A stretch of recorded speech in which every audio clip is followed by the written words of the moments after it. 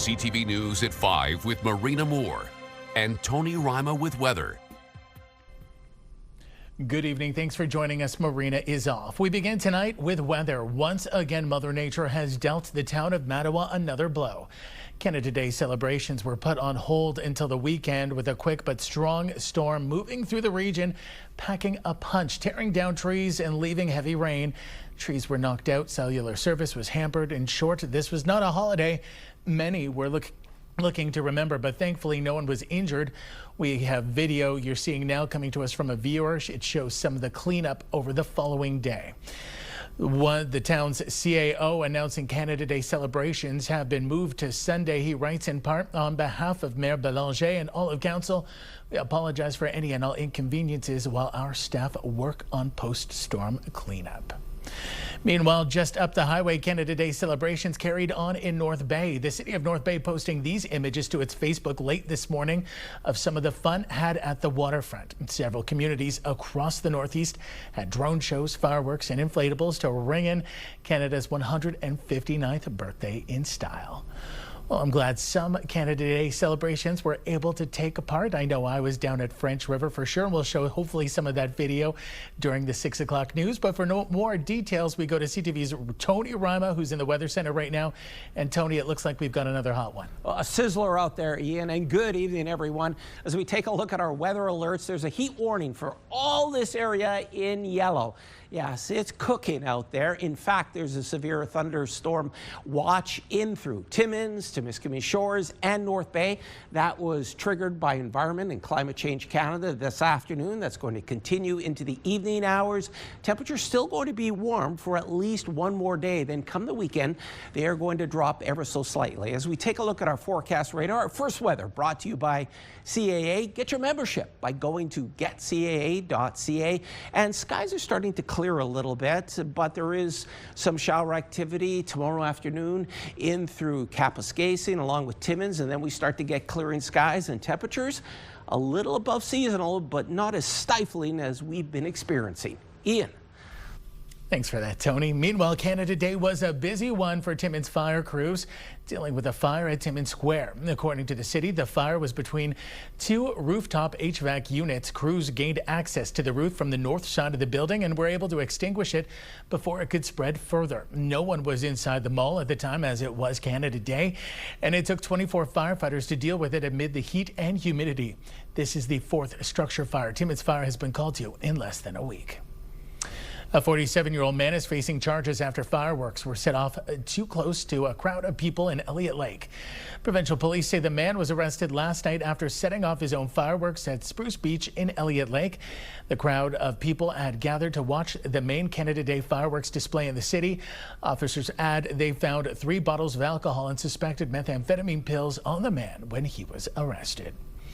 A 15-year-old girl faces charges after an incident in North Bay involving a fake firearm. North Bay police say they were called to Memorial Drive around 11 last night after reports of someone pointing a firearm and making threats. When the teen was arrested, officers seized a replica firearm along with weapons charges. The girl is also charged with uttering threats. Roughly $130,000 in drugs have been seized after multiple search warrants were conducted yesterday in Hearst. That's according to the Anishinaabe Police Service, which says it was targeting drugs being trafficked into Constance Lake First Nation. It searched 1 home and 2 motor vehicles. According to police, they seized fentanyl, cocaine, cash, and drug paraphernalia. A 28-year-old Constance Lake First Nation man is facing several charges. Well, as the heat continues to work overtime in Northern Ontario, the outdoor workforce is pushing through. CTV's Madison Marier now on how these laborers are beating the heat while still staying on schedule. It's the kind of weather that makes people want to stay inside or head to the beach, but many laborers are still outside climbing ladders and spreading asphalt. It's really hot. We're struggling just a bit, but overall we're getting our work done and everything's going well. Up on the roofs again, it gets super hot.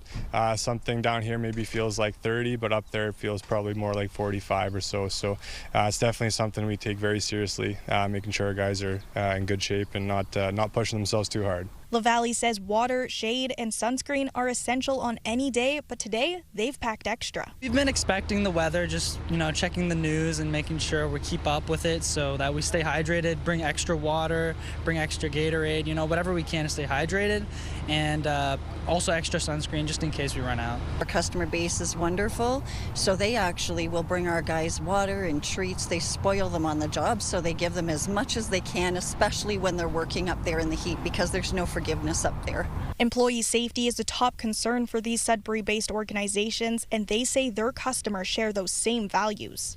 Our clients anyway seem to be pretty understanding with the weather and whatnot, between the rain and the heat and everything like that. So if need be, we'll have to reschedule to maybe the following day or whatnot because of the shorter days we're having. So far they've been okay. They haven't said anything to us, but if they called us at 2 o'clock and said, you know what, we can't work anymore, then you know what, we have to trust that and say, okay, they can't work anymore. Public health organizations across Ontario are recommending to stay in shade when possible, wear sunscreen, and drink lots of water to prevent heat-related illnesses. And organizations around Sudbury that we spoke to said they're taking these precautions very seriously. They are the ones doing the work out in this heat. So we need to care about them first and foremost, and we do. Madison Marier, CTV News, Sudbury. And a warning to pet owners. The City of Elliott Lake and OPP are reminding people not to leave pets or a child in a car with this heat. According to officials, it can be deadly for anything inside. They add cracking a window may not be enough. If you see a pet or child in the car that you believe is in danger, contact the OPP or 911 in an emergency.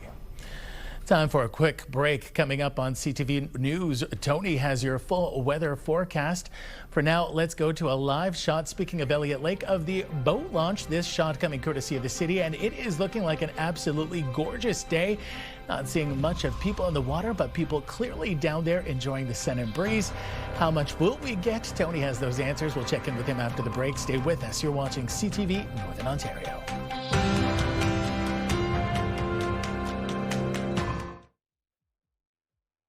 When you see it happen, send it to CTV News. Text 10400 from your screen to ours. Text 10400. Welcome back, everyone. Now your main weather, and the heat is on. Once again, heat warning in place right across the broadcast region. Should be about 23, 25 degrees Celsius this time of year. It's feeling more like 29, 31. Add the humidity, 37 degrees. That's like 38. That's about 100 Fahrenheit. And there's also a severe thunderstorm watch in place for Timmins, Timiskaming Shores, along with North Bay. And as we take a look at our temperatures, this is where we stand right now. The cool off is going to be ever so slightly. And if it's red on the screen, that means it's hot. So over the next few days, we're going to be almost there. 30 degrees in Elliott Lake Friday afternoon, still cooking out there. And then the temperatures, well, they go up, they go down. Overnight temperature is also going to come down just a little bit. Let's take a look at our 5-day weather forecast, starting with Sudbury Nickel Belt. Tomorrow, well, sun, cloud, and a 30% chance of rain coming in at 29 degrees. Then Saturday, well, the sky's clear. The temperature almost near normal, should be 24 this time of year for Sudbury. So the weekend looks beautiful. Then Monday, we start to see another bump up in temperature. Unfortunately, Tuesday, it's going to be 32 degrees without the humidity. For Sault Ste. Marie and Algoma, tomorrow, sun, cloud, and a chance of rain. Plus, there is a risk of thunderstorms, 27 degrees this time of year in through Sault Ste. Marie. It should be about 24, and that's spot on. Saturday, Sunday, again, we get a little bit more cloud cover, and it's going to be sunny next week. 30 degrees on Tuesday. For Timmins, Cochrane, Kapuskasing, you got everything in there. Sun, cloud, rain, 30% chance of showers. Temperature dips a little bit. The weekend looks beautiful. Tuesday, though, temperature spikes up to 32 degrees, and there is a chance of rain. Moving now to Timiskaming Shores and Kirkland Lake. Increasing cloud cover tomorrow, 29. Temperature drops a little bit, but the clear skies will prevail. In fact, on Tuesday, a daytime high of 32 degrees. In Timiskaming Shores, it should be 24 this time of year. And finally, your 5-day weather forecast for North Bay, West Nipissing. Sun, cloud, chance of showers. 30 degrees, still cooking out there. And then the temperature starts to drop a little bit. Saturday, Sunday should be 23 degrees as a daytime high. But take a look at Tuesday. 30 degrees as a daytime high. Ian, it's back over to you. Thanks, Tony. Canada College is looking at cutting up to 35% of its programs as it struggles to deal with a large operating deficit.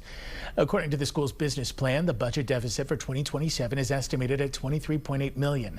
Canada says it's struggling to adapt to new limits on international student enrollment, and it's translated to a drop in revenue. While officials say there are reserves to cover the deficit this year, major changes need to be made for viability long term. The college plans to review programs with lower demand while continuing to invest in new programs that respond to emerging workforce needs. The Timmins Chamber of Commerce has released a new report outlining business priorities in the city. The Chamber's Driving Business Growth Report is based on feedback from 259 business owners and stakeholders. It identifies 6 key priorities, including infrastructure, community safety, and housing. The report found 73% of respondents rated roads and infrastructure as poor or very poor, while 70% rated public safety and bylaw enforcement poorly. It also notes 47% rated municipal permitting and approvals as poor or very poor. Those are items that are to guide the candidates in terms of our business community, what their priorities are, what they want to continue seeing happening in the community, to invest in the community and to make sure that it is a priority, which obviously it is as well for the municipality, but making sure that the right attention and investment and resources are put towards all those priorities. The report also points out friction and disagreement at the council table can undermine confidence in the local business community and impact investment decisions. A solidarity walk for Kashechewan First Nation is being planned for tomorrow in Niagara Falls. It comes on the heels of comments made at a recent City Hall meeting in which comments were made about evacuees in the area. Chiefs of Ontario released a news release this afternoon saying they are standing with residents and citizens in the city in finding the comments about the evacuation insulting. In a statement, Ontario Regional Chief Abram Benedict writes, in part, families are placed under extreme stress and duress, and they deserve to be welcomed with dignity, not discrimination and stereotypical remarks. The walk will get underway at 11 a.m. and end at Niagara Falls City Hall at 3 o'clock. The Timmins Hospital was on the receiving end of 2 separate funding allotments, both from the province. MPP for Timmins George Perry was at the Timmins and District Hospital today to announce the funding. $1.9 million will help complete upgrades and repairs at the facility. A further $4.2 million in additional base funding will go to support hospital operations. That's meant to help the hospital respond to growing demand and to improve timely access. Coming up on CTV News at 5, we'll have more on what you can expect in terms of the World Cup today. Plus, some students before leaving for summer break get a lesson on how the Earth works. More on that in a moment.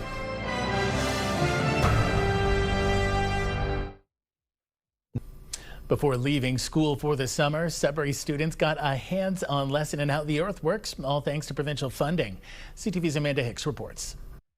Grade 4 and 5 students from École Saint-Denis are exploring the Delki-Dozy Community Food Forest. Armed with worksheets, their mission is to match the plants on their papers with what's growing in the garden. Learning about how the earth works and stuff. I like how we were in the nature, smelling it, and learning that they actually have feelings. I like that we get to see different plants and smell the flowers and see the bees and how they eat the pollen. For the past year, Sudbury Shared Harvest has offered this free program for students in grades 1 through 9, focusing heavily on environmental agriculture and sustainability. We talked about the different layers in the forest, from the roots to the trees.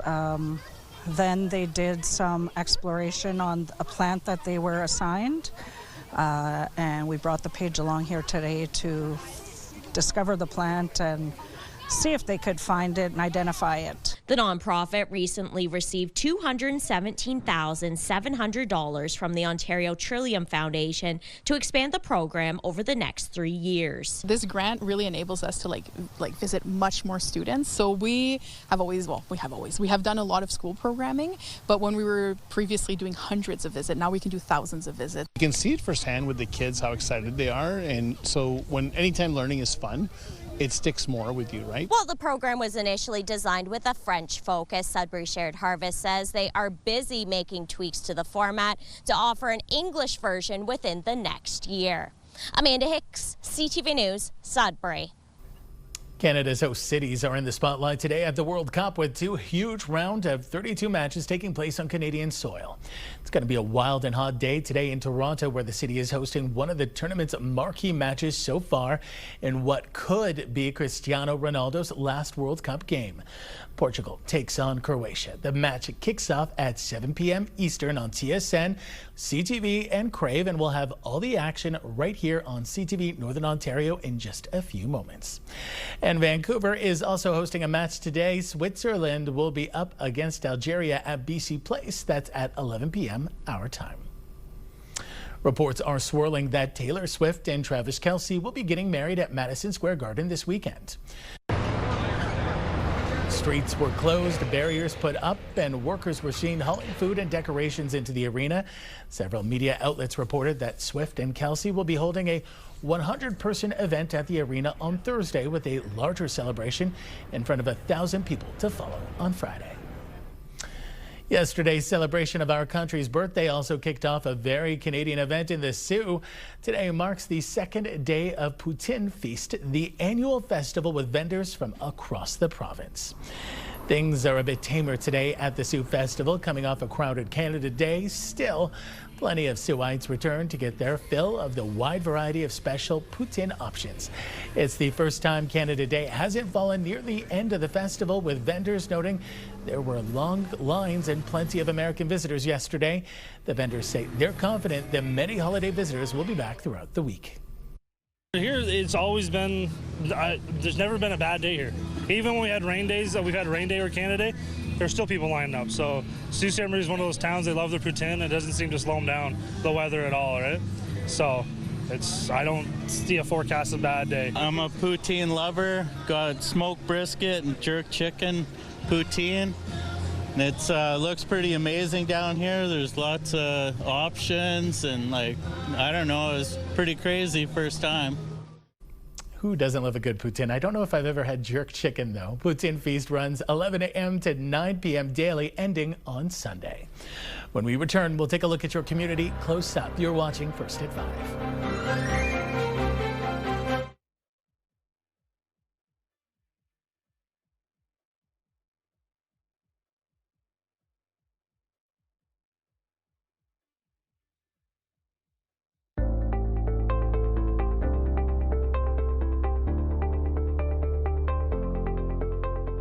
Welcome to July, and there is plenty of tech news to discuss this week. To break it all down for us, let's bring in Ritesh Kotak, cybersecurity and tech analyst. Hi there, Ritesh. Hello. Okay, Meta is now designing its own cheaper AI smart glasses. How will this change the wearable landscape?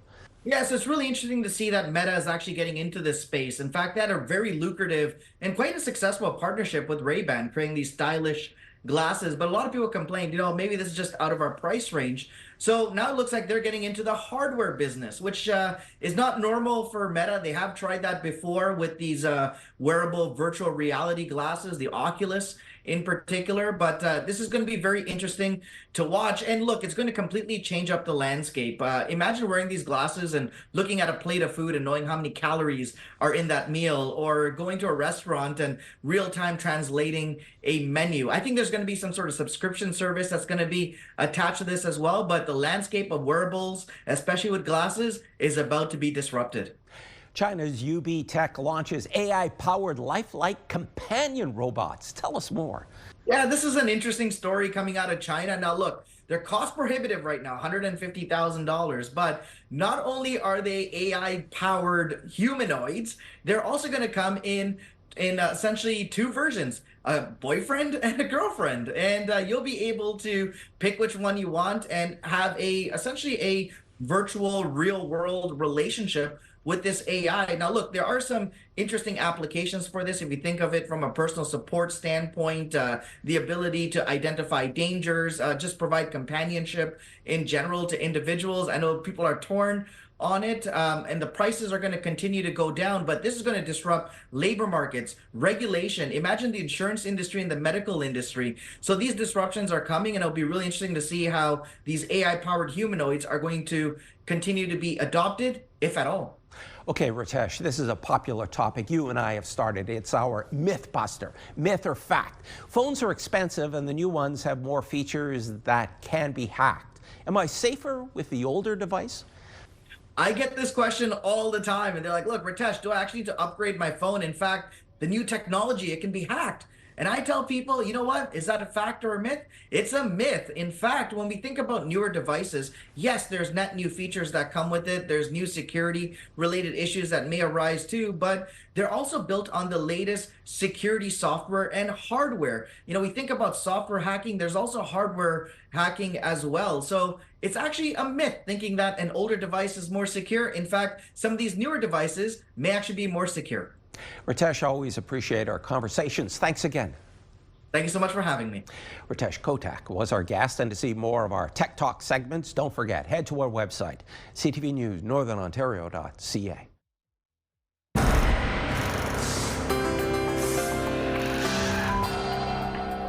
Time now for a look at our community close-up, and for that we begin in New Liskeard. Manju Dengal sent us this wonderful shot of the Canada Day fireworks in full light over what I'm assuming here is Lake Temiskaming. They are absolutely stunning. Thanks so much for sharing that with us. Paul Mosher braved the heat and humidity yesterday to take a walk across Hub Trail. He tells us it was still cool enough to walk at that point, and this White Admiral butterfly posed for him around 9:30 in the morning. Stunning. Thanks, Paul. And finally, speaking of butterflies, Stephanie Carlton came across this stunning red-spotted purple butterfly. I'll be honest, I don't know much about butterflies, if that's the name or just the coloring. Either way, very much a treat. Thanks for sending it our way, Stephanie. If you have any pictures, videos, or events you'd like us to showcase, you can email them to us at communitycloseup@bellmedia.ca. Finally for us tonight, they were all smiles Tuesday night in Elliott Lake as the city came together there to mark the 50th anniversary of the Ruben Uli UT pool. The Uli UT family was invited to take part in the celebrations there. You might recognize someone there on the right. Posing there in advance of all the big fun, there were speeches, photos, followed by lap swimming. It was called 50 Laps for 50 years to mark a special occasion for the city. The pool will now reopen in late August. A big congratulations to them. I know they do a lot for that city. There's more news for the North coming up at 6. For now, continue watching as we hand things over to CTV National News.